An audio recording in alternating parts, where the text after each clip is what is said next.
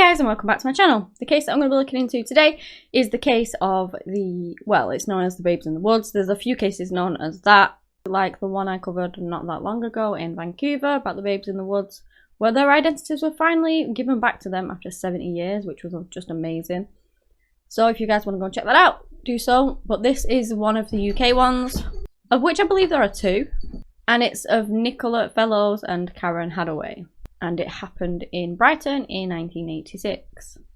This case was suggested by Ian, so thank you for that. I appreciate any suggestions you guys have. And of course, if you have any more, please do let me know.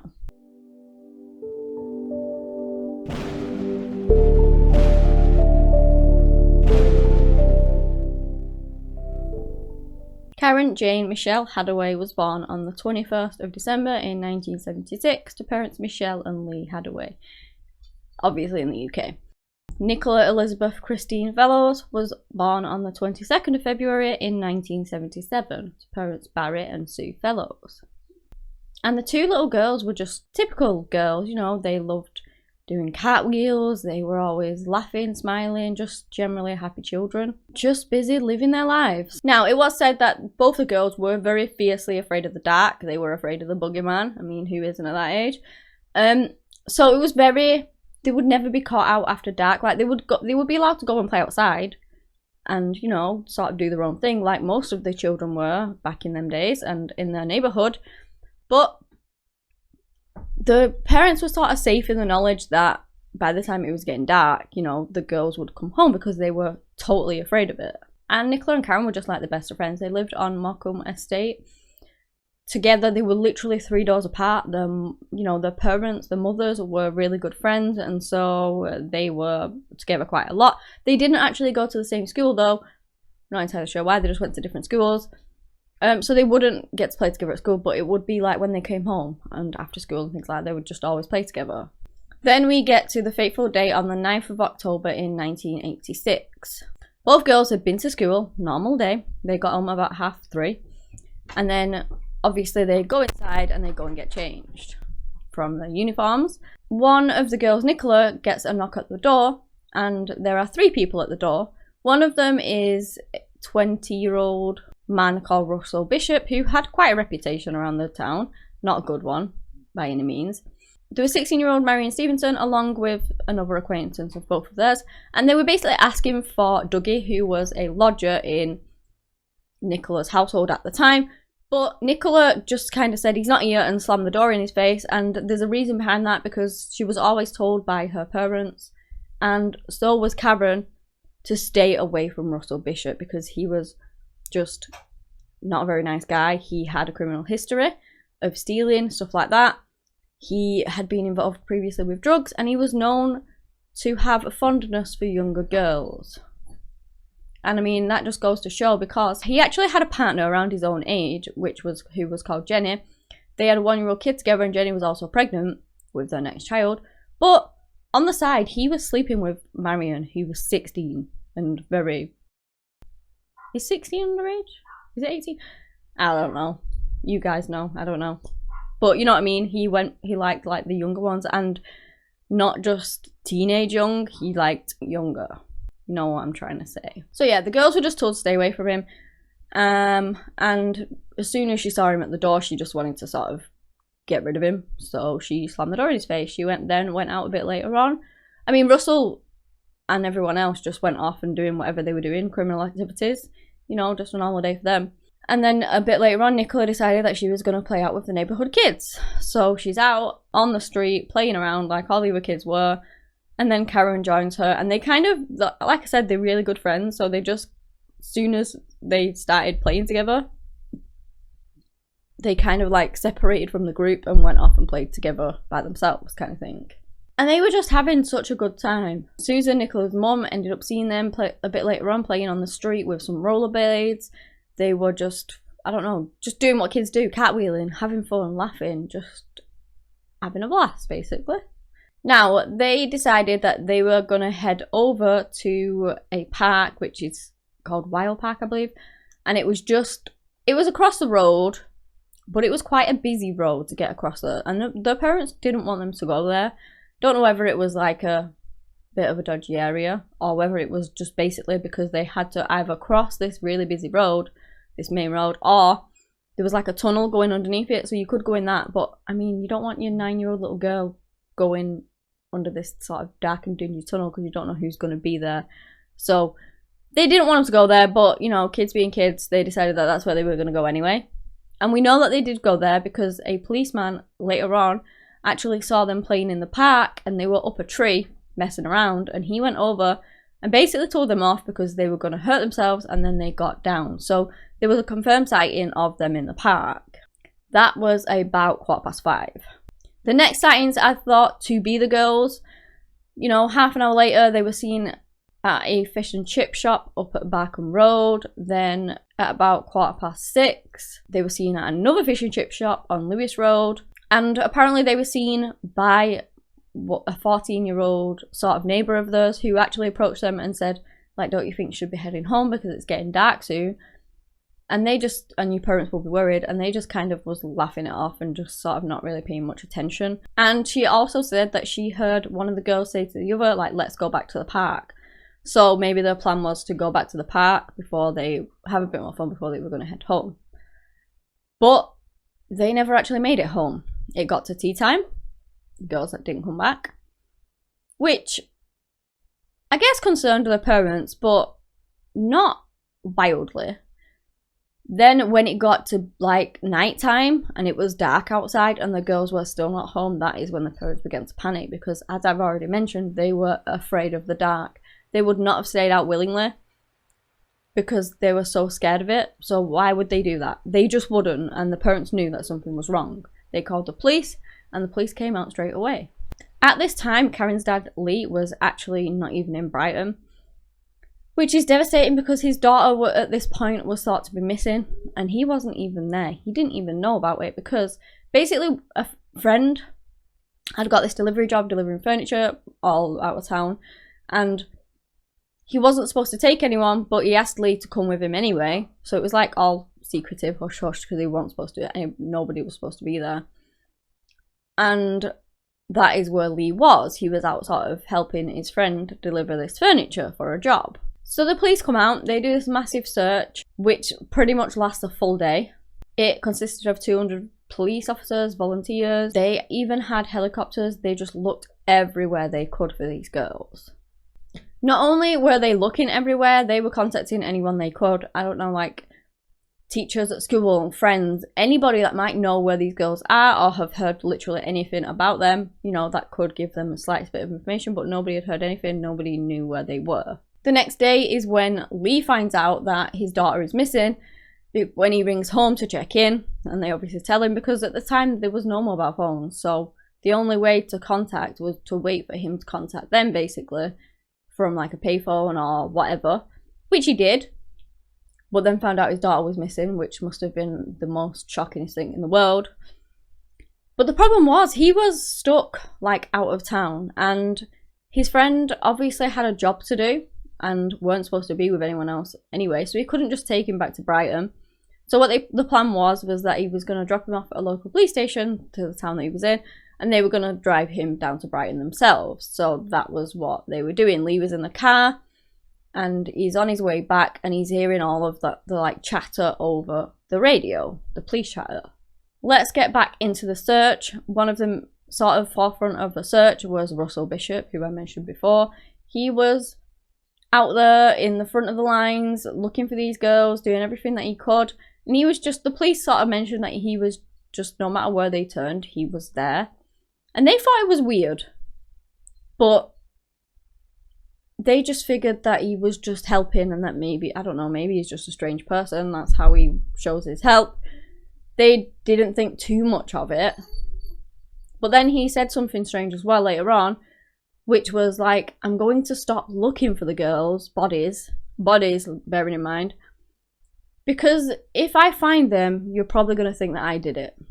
Which is the strangest thing to say in the first place. Like, why would that thought even cross your mind? Like, you are part of the community like everyone else is, looking for these girls, and then you say that if you found them, you're more likely to be a suspect, that you did it. It doesn't make any sense. But not only that, he said bodies. Like, did Russell know something that nobody else did? I know that with children, you've got to try and find them quickly. You've got to try and do everything you can, obviously. And sometimes, you know, sadly, their lives are taken straight away. You know, it does happen. But other times, they are kept alive. And they are found alive. So, how was he to know? Normally, they go off the basis that they will hopefully find them alive. So, why was he going on about finding bodies? It was weird. And don't get me wrong, I'm not saying that they couldn't have been deceased at that point, because they definitely could have. And sadly, they were. But just why would that be your first assumption straight away? Like, I'm looking for a body when you're supposed to be looking for 2 alive children. I mean, at that point, they didn't even know what happened to them. They didn't know that somebody had taken them or whatever. They could have just been lost in the woods somewhere and just ended up, I don't know, out of their known, where they knew to be and where they knew where they were going and gotten lost. Anything could have happened to them. They could have fallen down a ditch, got injured. It was just strange. The next day was the 10th of October in 1986, obviously. And this is sadly when the girls' bodies were actually discovered. They were discovered by 2 teenage boys, 18 and 19 years old. And they were actually looking in the park, in like further in woodland area where a lot of children were known to play. They made dens and things like that there. And that is where they were looking because they knew that kids went there. And then one of them spots this pink jumper, and Nicola was wearing a pink jumper. So he tells the other one, you know, quick, go and tell the police. I think we might have found him. So he runs off. One stays behind and one runs off to go and tell the police. When they finally catch up with the police, it is an elderly, more of an elderly policeman who actually used a cane to walk with. So he wasn't very mobile.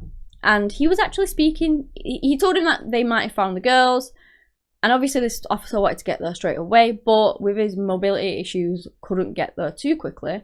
So he was actually speaking to none other than Russell Bishop at the time, which was just very weird. Coincidence.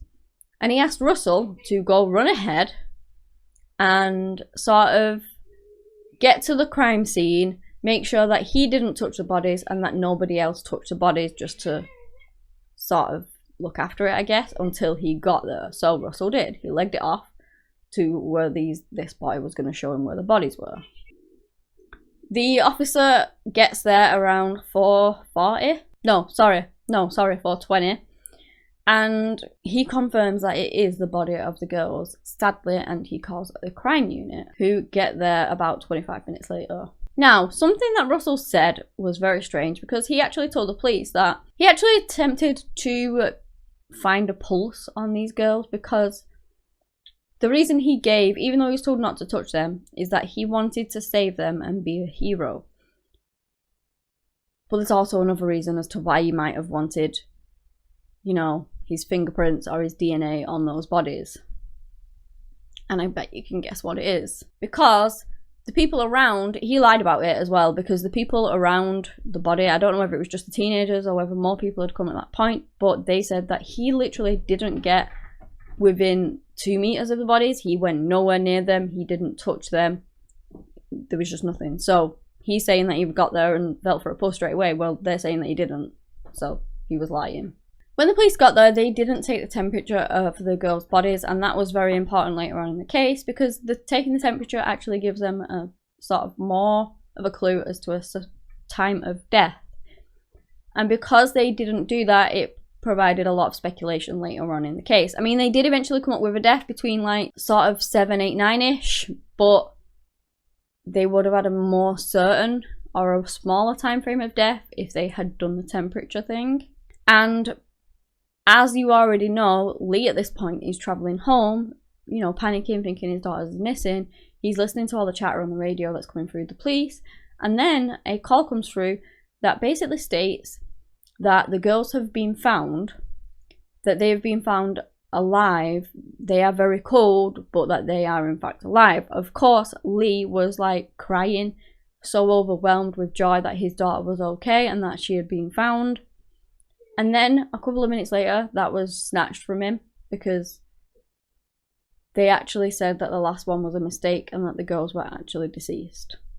And I can't even imagine the heartbreak of that. Like, the worry of having your child missing in the first place, and then having a call saying that they'd found them alive, You being like the most happiest person on the planet at that point, to then have that ripped away and know that your daughter's been murdered. Absolutely devastating.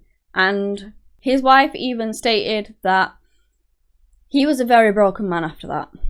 After finding out that his daughter was deceased on the radio, he was never ever the same again.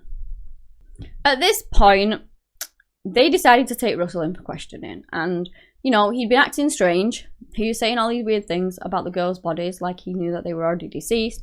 He'd actually been seen by somebody who came forward to say that they saw him in the park at about 6:30, which could have been around the time that the girls, you know, were sort of killed, between 7 and sort of 9. And also, he was supposed to meet Marion at 6:30, and he never turned up. So, you know, where was he, and why didn't he turn up? They sat down and interviewed him. He kept changing story, backtracking, giving alibis that weren't true. He said that, I don't know, he was in this news agents. They went to the news agents. They said that they knew Russell very well and that he was not there at that time and he hadn't been there at all. He then changed it to say that he was with Jenny, his partner, but Jenny was in work and they actually had a babysitter for their child. And she confirmed that Russell had not been home the entire time that she was there. So, you know, it was weird. He was lying, he was changing stories, and the police kind of just thought that it was him and that they had him. Not only that, Russell was able to give a very eerily accurate description of the girls' bodies. Like, considering, you know, those around said that he didn't go within meters of their bodies, yeah, okay, you probably would have seen the position that they were in, or, I don't know, really visible large things if you stood a couple of meters away, but you wouldn't see these intricate little details. But he actually described the blood splatter on Nicola's lips. How on earth has he seen that from 3 meters away?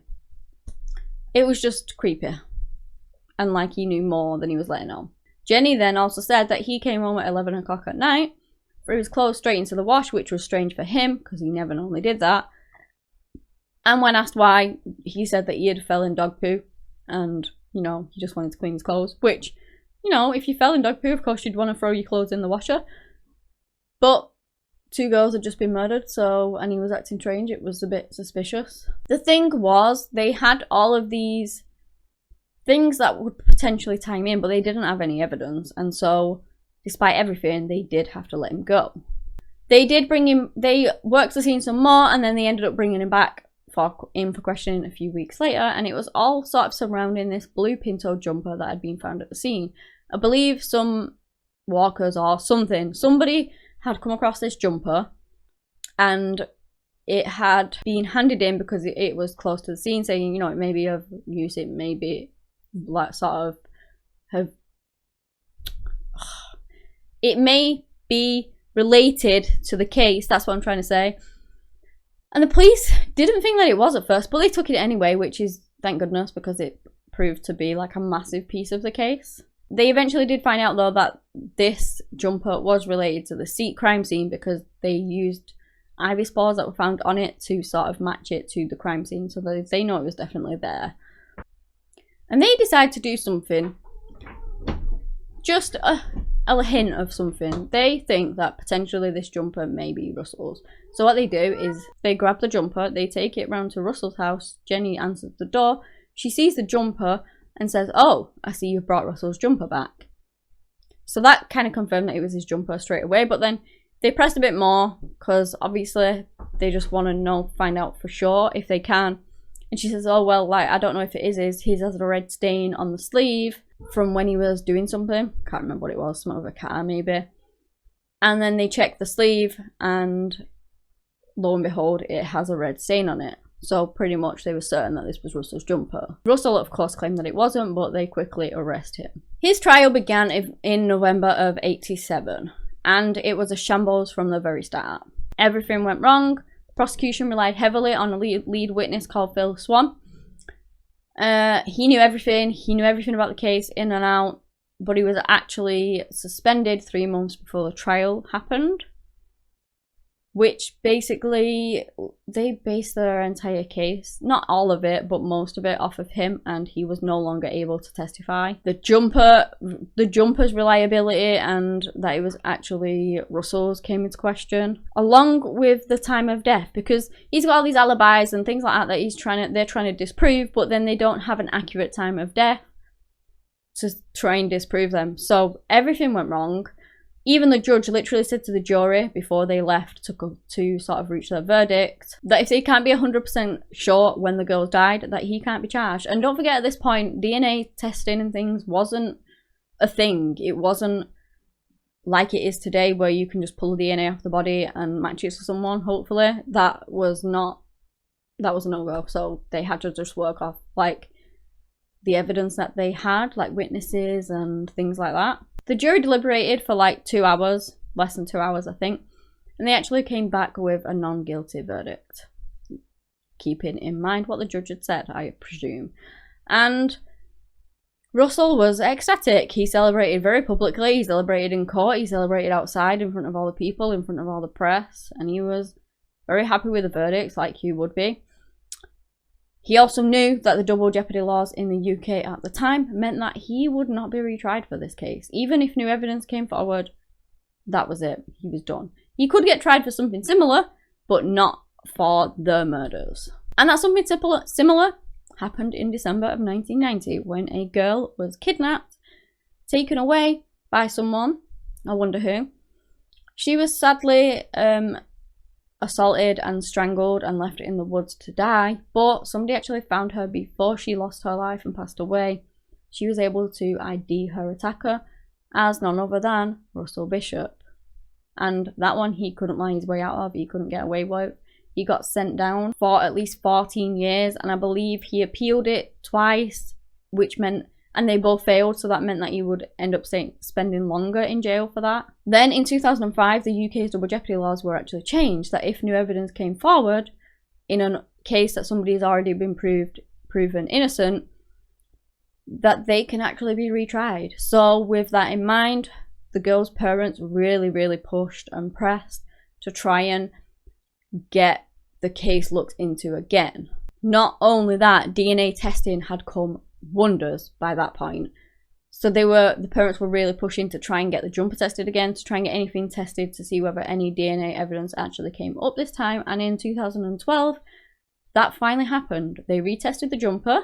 They also tested some, like, I believe some samples were taken off one of the girl's arms. They tested that, and the DNA off that, as well as like the jumper, matched Russell Bishop.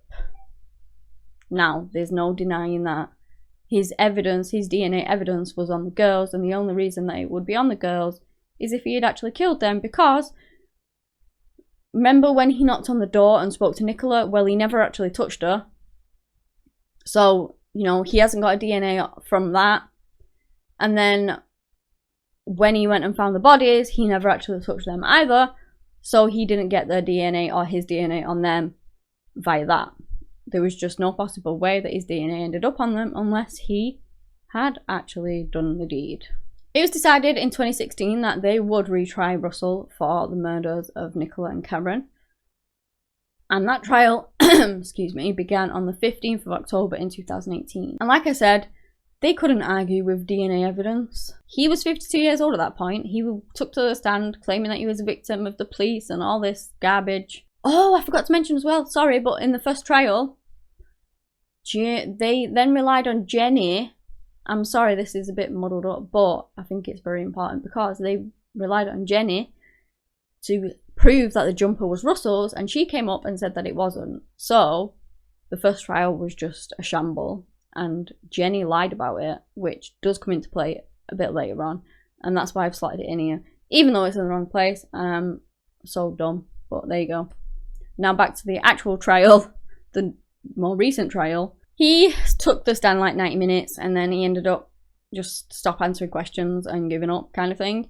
And finally, on the 10th of December in 2018, Russell Bishop was found guilty of the murders of Nicola Fellows and Karen Hadaway. 32 years prior at that point, 32 years it took to nail this son of a gun. And he was given 36 years in prison. Bearing in mind he already was in prison for the murder of the girl in 1990. Finally, the girls got their justice. The family finally got justice for their daughters. It's just a shame that it took so long, since they already knew who the killer was, and they just couldn't prove it at the time. And I mean, he was already in jail, but you know, the families, sometimes they just want justice. They just want to know that he was the one that did it and he's serving his time for that. And they finally got it. In May of 2021, his girlfriend, Jennifer Johnson, actually got 6 years in jail too for perverting the cause of justice when she lied in court about the jumper not being Russell's. So that's why I put it in, because it's important, because she ended up serving time for that. That jumper linked him to the original murders at the original trial, and she lied and said that it wasn't his when she knew damn well that it was. So yeah, she was sent to jail for that. The case doesn't end there though, because on the 25th of January in 2022, so what, like 5-6 months ago at this point, Russell Bishop actually passed away in hospital due to cancer. He had been diagnosed in 2020 with bowel cancer. It had spread to his brain, and yeah, that was that. He had actually not been in jail that long for the murders of the girls, which is frustrating. Yeah, okay, he was already in jail, but no, he didn't get to serve much justice for the girls before he passed away. Don't know how the families feel about that, whether they're just glad he's gone, I don't know. This case is absolutely heartbreaking. This evil man tore the girls' lives away. They had, you know, just, they would have been in their 40s now, with probably most likely families of their own. It just breaks my heart. Like, how could anyone ever do that to children? And their poor family. Like Lee, I know that he had since passed away and he was never the same again, which left just the mothers and obviously Barry just to be lost without their children and have a massive hole in their hearts forever. It's just awful. But yeah, that's the end of the case. If you guys have enjoyed this video, give me a big thumbs up, subscribe to the channel for similar content. Anyway, that's all I have today on the case of the babes in the woods and the evil man that is Russell Bishop. Thank you so much for watching, and until next time, bye.